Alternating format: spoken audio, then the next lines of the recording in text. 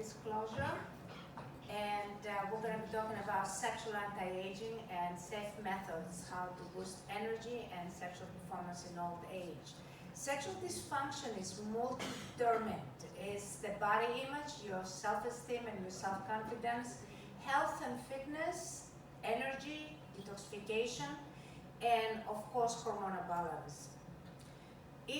As we're aging, the flame is gone, both for men and women, and you have a decreased sexual libido, low energy levels, reduced muscle mass, muscle weakness, weight gain, mood swings, and of course fatigue and hot flashes, hair loss, and the loss of the self-confidence. Now, hormonal imbalance is also shown in our skin. The cortisol is increased and testosterone is decreased. So you have wrinkles, you have pigmentations, you have eczema and rosacea, and all of these are the result of the stress of the body and the cortisol increase. Of course, the most important hormones associated with this sexual dysfunction, one of them is testosterone, which is declining with age. And insulin, sexual dysfunction among diabetics is quite pronounced, and there has been a lot of research related to that. For the men, they're trying to kind of influence sex with different, being creative, and women are just having the excuse of a headache. And thyroid has been quite also pronounced in regulating sex drive, just citing some of the many different studies that have been in the literature. Cortisol is otherwise called the aging hormone, and it has to do with hypothalamic, pituitary, adrenal axis function that will change over the course of aging. Stress-induced secretion of the hormone cortisol predisposes older adults to negative health outcomes. Psychological resilience, however, can counteract this increase of cortisol, and the problem-solving reappraisal of the psychological way of dealing with stress can actually affect cortisol increase and counterbalance it. Estrogen decline in women creates bleeding and burning sensations during intercourse. There is a loss of subcutaneous tissue, edemus pubis, atrophy of the labia majora, shortening and loss of elasticity, etc. Collagen and elastic contact decreases by 50 to 30%. And the sexual dysfunction, actually the sexual desire, is mostly with women rather than men, and you can see in the diagrams of this study that it's primarily the women that basically having much less frequency in sexual intercourse than men as they're aging. Of course, bacterial vaginosis is a very important aspect of this, and basically leads to increased vaginal and bacterial infections. And there's many different techniques that have been cited already: hormone replacement, lasers, radiofrequency, of course the surgery, and there is some newer techniques that are based on signaling and exercise. It's like a simulated exercise and signal repair. And all of these techniques report decreased dyspareunia, that means less pain during intercourse, and decreased vaginal laxity and incontinence. The signal simulated exercise and signal repair is also reporting enhanced sexual satisfaction. And I have some comments about the sexual satisfaction questionnaires. They need to focus on this physiological results, but also explore the psychological component and ask if women report satisfaction. And is that a result of relief? Or are the women actually trying to satisfy their partners, or are they trying to satisfy themselves? And I would like to give a message to all of you that women are waking up and they just want to satisfy themselves, especially in America, in Europe. not as much in Asia. In America and Europe, we have started changing this. So the doctors that are doing these procedures, they have to focus on the woman. Is the woman satisfied? And you need to look at incidence of orgasms. Now, effects of the hormonal replacement therapy has had a lot of problems because of breast cancer, cardiovascular disease that have been reported since 2002, and Alzheimer's disease and stroke. Sexual functioning and obesity are also related because, of course, if somebody is very fat, their sexuality is decreased, but also the testosterone goes up, and the cortisol is going up. Now, physical exercise and sexuality has been measured since 1996. Dr. Meston asked 15 women to bicycle for 20 minutes, and she found the vaginal pulse amplitude, the measure of sexual arousal. However, what eventually they found that there is too much exercise, it's actually not good for you. So Dr. Hackney found like the inverse U shape, that sex drive is low with no exercise, but it's also low with very strenuous exercise. And what happens is because cortisol and testosterone have an inverse relationship. So when the cortisol goes up, the testosterone goes down.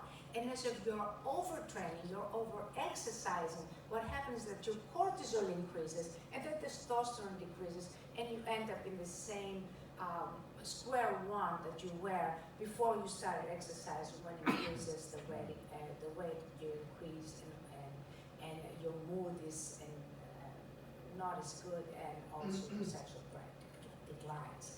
And of course, because of the lactic acid, you have the acidosis that is a problem after exercise. So you have basically a dilemma in old age after 45. You cannot exercise, you got a big problem because your cortisol is higher and your testosterone lower. You exercise too much because you have to do that to get rid of your visceral fat, and then you end up back in square one of no exercise.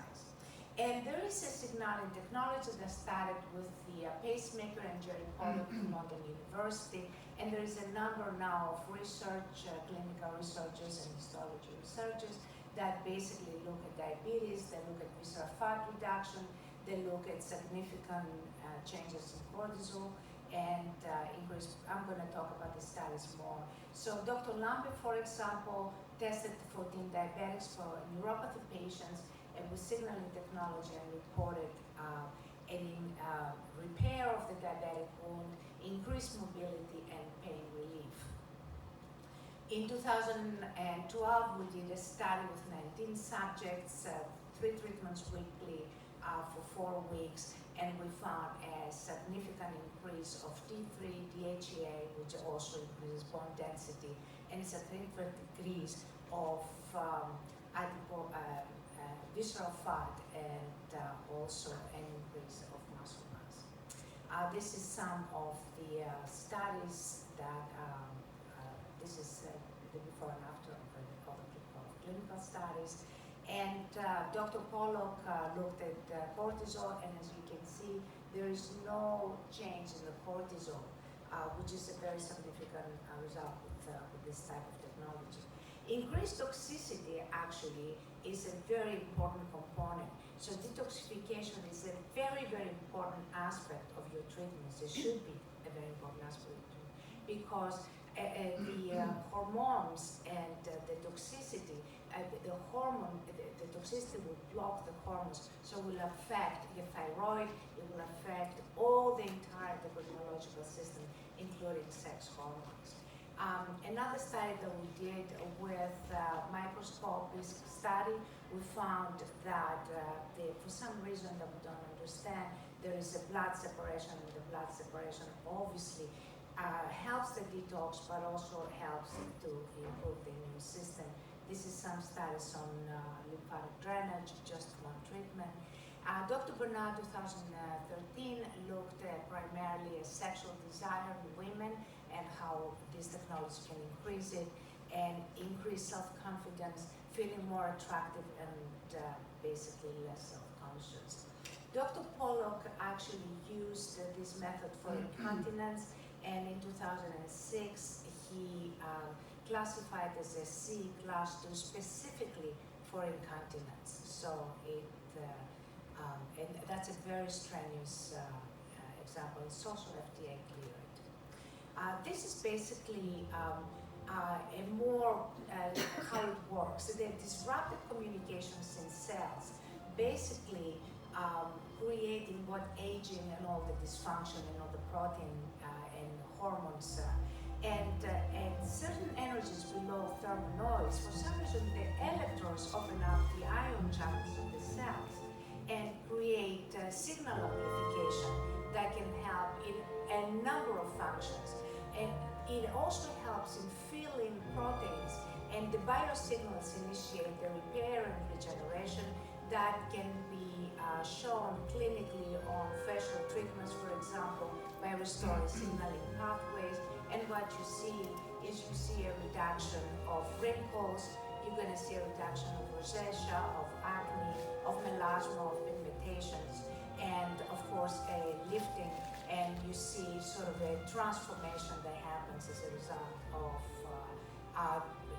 filling in protein signals and DNA signals and with stable communications. And here is an example of herpes zoster with older adults, 86-year-old lady, and after 2 treatments, complete healing. Hair treatment, again, hair is another self-confidence. People will lose their self-confidence as a result of losing their hair.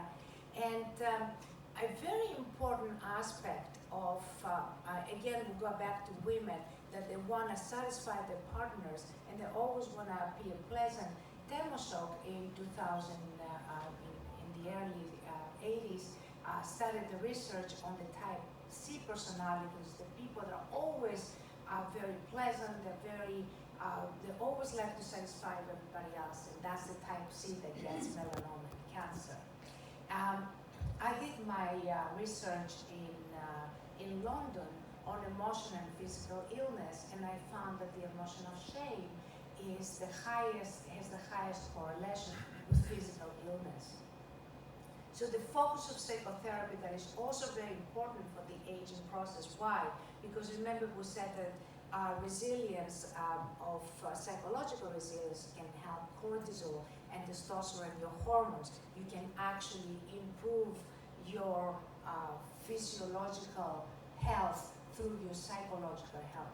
So the psychotherapy focus should increase on degrees of freedom, increase degrees of freedom, realistic approval of self and others, relief from shame, which is associated with physical illness, and grudges, and basically free yourself from the past and move on, and being introduced to yourself, understanding yourself, balanced appraisal of who you are, and assertiveness without aggression, and learning how to turn adversity into advantage.